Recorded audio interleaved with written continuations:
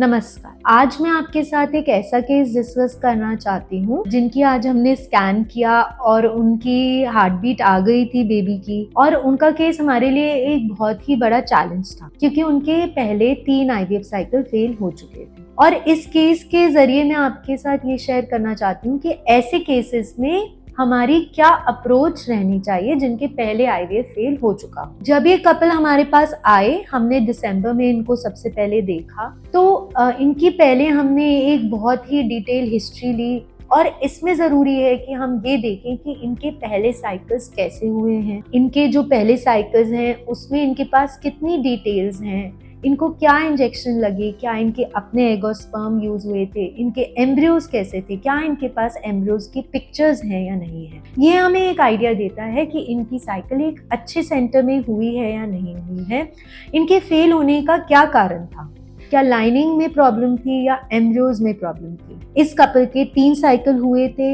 इनका IVF कराने का कारण एज़ोस्पर्मिया था क्योंकि जो पुरुष थे उनके 0 स्पर्म काउंट थे। इनके तीनों ही साइकिल में एग भी बनाया गया और निकाला गया, और तीनों साइकिल में टीजा हुआ या टेस्टिकुलर स्पर्म के द्वारा IVF की प्रोसीजर किया गया। जब हमने इनका केस स्टडी किया तो हमने ये पाया कि इनके तीनों ही ब्लास्टोसिस्ट साइकिल हुए थे। फर्स्ट साइकिल में इनको अबॉर्शन हो गया था और जो सेकेंड और थर्ड साइकिल है इनमें ये कंसीव नहीं हुए। पहली बात जो मैंने इनको समझाई वो ये थी कि हम कोई भी जल्दबाजी नहीं करेंगे। पहले हम स्टडी करेंगे कि आपके केस में क्या कारण है फेलियर का। कुछ स्पेशल टेस्ट कराए जाएंगे। जो हमने इनका एप्ला टेस्ट और कैरियोटाइपिंग कराया पहले, क्योंकि एज़ोस्पर्मिया में स्पेशली कई बार आनुवांशिक प्रॉब्लम हो सकती है जिनके कारण भ्रूण जो अच्छे दिख रहे हैं वो हो सकता है आनुवांशिक रूप से अच्छे ना हो। और एज़ोस्पर्मिया के केसेस में हमें कैरियोटाइपिंग जरूर कराना चाहिए अगर हम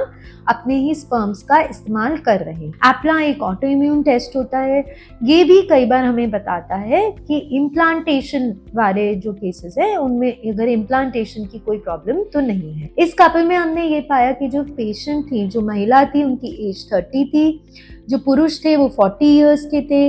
इनके ओवेरियन रिजर्व अच्छा था, इनका AMH अच्छा था, इनका जो अंडे की मात्रा थी स्कैन में वो भी 14-15 एग्स हमें दिखाई दे रहे थे, और इनकी लाइनिंग भी अच्छी थी। उसके बाद हमने फोकस किया स्पर्म्स पे कि क्या हमें अच्छे स्पर्म्स मिलेंगे कि हम अच्छा एम्ब्रियो बना पाए, क्योंकि जब बार बार टीजा हुआ होता है तो कई बार अंदर फाइब्रोसिस हो जाती है। इसके लिए पहले हमने एक यूरोलॉजिस्ट ओपिनियन और एक अल्ट्रासाउंड स्क्रोटम और हार्मोन टेस्ट कराए। जब हमें ये कन्विंस हो गया कि हम इनको, पेशेंट्स वर वेरी श्योर कि इनको अपने ही एगोस्पर्म से दोबारा एक साइकिल करनी थी, और जब हम संतुष्ट हो गए कि हम इन्हें हेल्प कर सकते हैं तभी हम आगे बढ़े। पेशेंट के एज, AMH, एग की रिपोर्ट के हिसाब से हमने इनको थोड़ी ज्यादा डोज दी।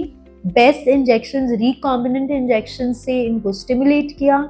हमें इनके 14 एग्स मिले। टीजा की जगह हमने टेस्टिकुलर बायोप्सी का प्लान किया। जब हम टीजा करते हैं तो कई बार हमें टिश्यू कम मिलता है। टेस्टिकुलर बायोप्सी में हम ज्यादा टिश्यू अपने एम्ब्रियोलॉजिस्ट को दे सकते हैं और इसमें हमें ज्यादा स्पर्म्स मात्रा में मिल सकते हैं जो हमें बेटर स्पर्म्स को चूज करने में हेल्प करता है। हमने इनके 3 एम्ब्रियोज बने। इनके तीनों ही ग्रेड A के एम्ब्रियोज थे। हमने इनका फ्रोजन एम्ब्रियो ट्रांसफर किया। 2 एम्ब्रियोज हमने इनके ट्रांसफर किए। 2 हमारे पास 2 और 1 एम्ब्रियो की स्ट्रॉ थी, बट क्योंकि इनके पहले फेलियर्स थे हम ये चाहते थे कि इन्हें पहली ही बार में रिजल्ट मिलना चाहिए, और 2 एम्ब्रियो ट्रांसफर करने पर आज हमने इनका इम्प्लांटेशन हुआ, इनको प्रेगनेंसी आई और इनकी हार्ट बीट भी अच्छी आ गई। सो आई थिंक इस केस के माध्यम से मैं यही मैसेज देना चाहूंगी कि आपको उम्मीद नहीं छोड़नी चाहिए। बहुत बार ऐसे डिफिकल्ट केसेस में भी हम पॉजिटिव रिजल्ट ला सकते हैं। क्या जरूरी है कि आप एक अच्छे सेंटर और एक अनुभवी डॉक्टर के पास पहुंचे।